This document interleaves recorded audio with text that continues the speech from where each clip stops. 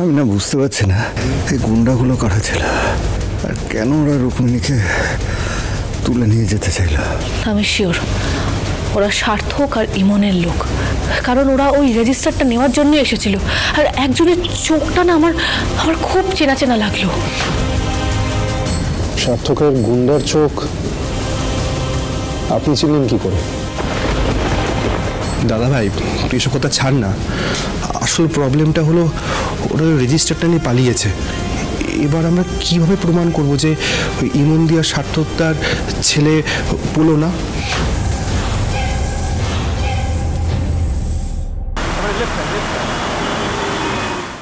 এসব তুই কি বলছিস দিদি?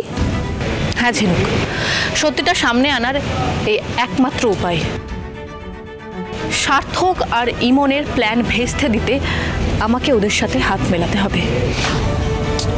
দিদি প্রথমত এটা একটা অনেক বড় রিস্ক। ইমন সার্থক দুজনেই খুব বড় ক্রিমিনাল, আর কোনোভাবে যদি তোর ওপর ওদের সন্দেহ হয় তোর সাথে কিন্তু ওরা যা খুশি তাই করতে পারে। আর সব থেকে বড় কথা হলো তোকে বিশ্বাস করে তোর সাথে ওরা হাত মেলাতে চাইবেই বা কেন? কারণ সার্থক আর ইমনকে ফাঁসাতে আমি মিথ্যের জাল বুনব। এই বাড়ি বাঁচাতে যেমন সুধাময়ী হয়ে উঠেছিল রুক্মিণী, ঠিক তেমন প্রয়োজনে সে আবার সুধাময়ী থেকে রুক্মিণী হয়ে উঠবে।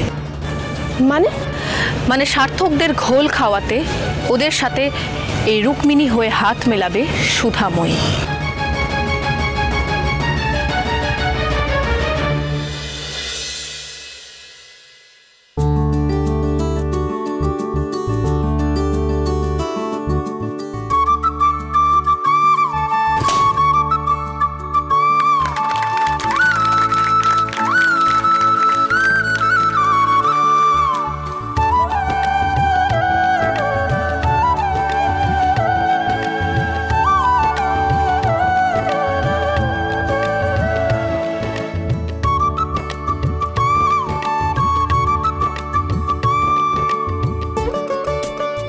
দাদু ভাই যাও, শুভ কাজটা তুমি শুরু করো।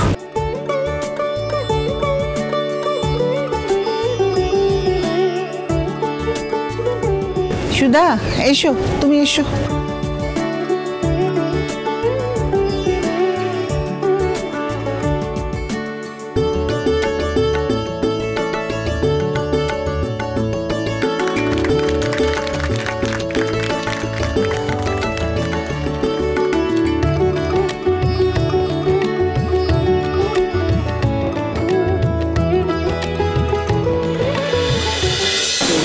আজ কিন্তু আবার দাদা ভাইয়ের হাতের মুঠোয় সবটা চলে গেল।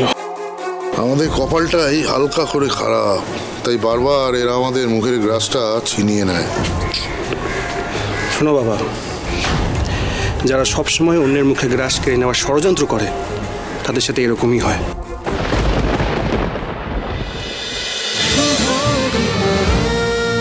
শুভ বিবাহ সোম থেকে রবি প্রতিদিন রাত 10:30টায় স্টার জলসায় ও জিও হটস্টারে।